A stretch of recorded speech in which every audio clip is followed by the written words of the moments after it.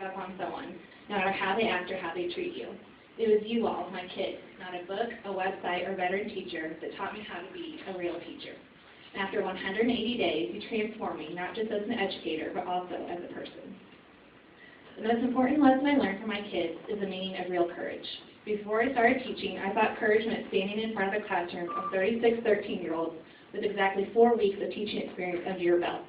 Now I know courage is getting on the bus, coming to school, and trying your very best, even when you're bouncing from relative to relative because your mother has been arrested. Courage is turning painful memories of childhood abuse into beautiful, powerful poetry. Courage is ignoring peer pressure and working hard in class to pass the EOG for the first time, even when your friends mock you for acting smart.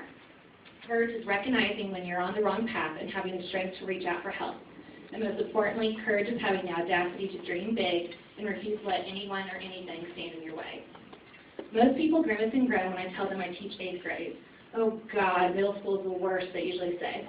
I have to disagree. Believe it or not, Morgan, I think 8th graders are wonderful. My kids have more ambition than most recent college grads I know. And hearing their big plans and dreams is what inspires me to show up ready to do my very best each day at school, no matter what happened the day before. I teach because my kids have incredible hopes and expectations for their futures, and they deserve to have every tool they need in order to achieve. As Morgan can attest, there are more days than I'd like to admit that I burst out in tears during class in front of all of my kids. But on the mornings when I felt my most broken and my most defeated, I thought of you, Morgan, and got my butt out of bed. From the very first day of school, I was struck by your poise and grit. You know who you are and what you want out of life, and will settle for nothing less than your best. You have huge plans for your life. Duke University or Penn for undergrad, and Columbia or Princeton for law school. And I have no doubt that you will change the world for the better. During the 3rd week of school, I gave a presentation to all my classes about why education matters.